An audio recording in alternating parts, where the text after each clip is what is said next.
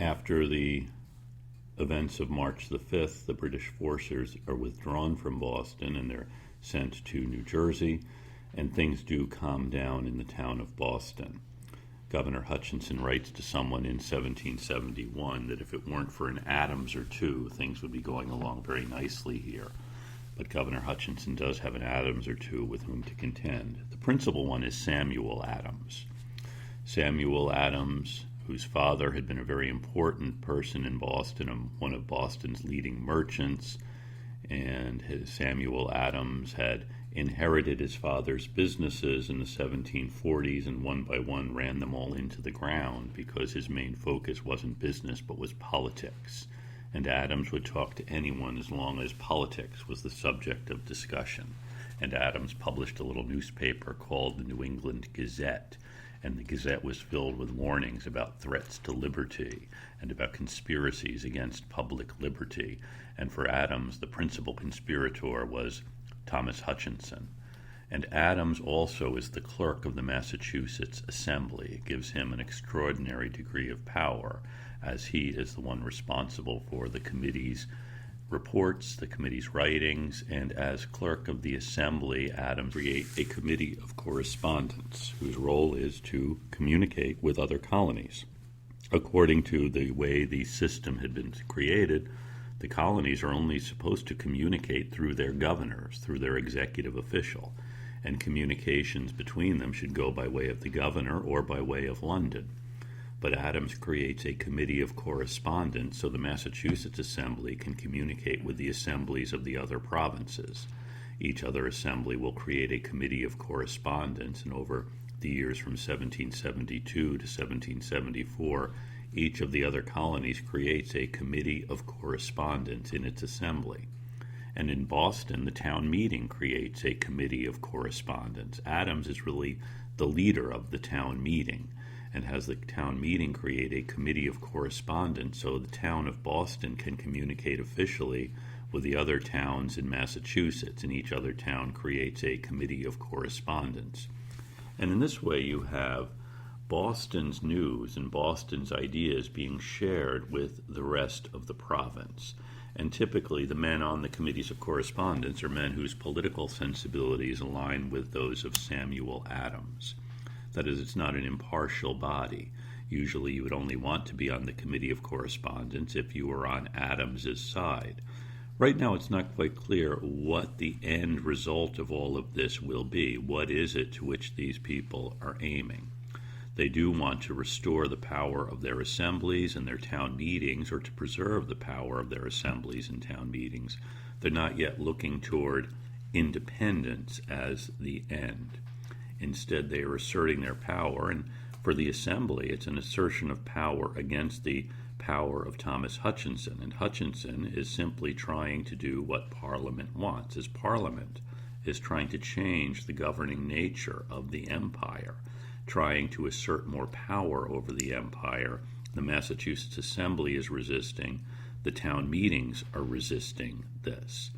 So you have a growing political struggle here in the early 1770s during relatively quiet years as Adams and the Boston Town Meeting and the Massachusetts Assembly are creating committees of correspondence to communicate with the other colonies. You do have some major events here in these years in 1767 and 68 when the Assembly had sent a circular letter to the other colonies. This predates the committees of correspondence, and Governor Bernard had reacted by suspending the Assembly. And the Sons of Liberty had commissioned a silver bowl to commemorate the members of the Assembly who had resisted Governor Bernard's call to rescind their letter. The non-rescinders, the 93 non-rescinders are honored. The 17 who voted with Bernard are cast into oblivion. And the Sons of Liberty commission a silver bowl that Paul Revere makes to celebrate their valiance in this effort. The Assembly calls for Bernard to be replaced. They call on the Lords of Trade in England and the Privy Council to replace Governor Bernard with a governor more amenable to their wishes And so Bernard is recalled. He goes back to England, warning about the consequences if you allow these assemblies to assert so much power, if you allow the towns to assert so much power. He warns England about this. Meanwhile, Governor Thomas Hutchinson is chosen to replace him. Hutchinson is from Boston. He is a local guy. It's thought that maybe Hutchinson can keep peace here. But in these early years of the 1770s, we have this growing conflict between Hutchinson and the Assembly, with Samuel Adams really directing the Assembly against Hutchinson, seeing every action of Hutchinson's as an attempt to subvert the liberty of the province. John Adams said much later that the American Revolution was accomplished in the minds of Americans before a drop of blood was shed at Lexington Green. And we see this revolution happening in the way people are thinking about their government in these years of the early 1770s.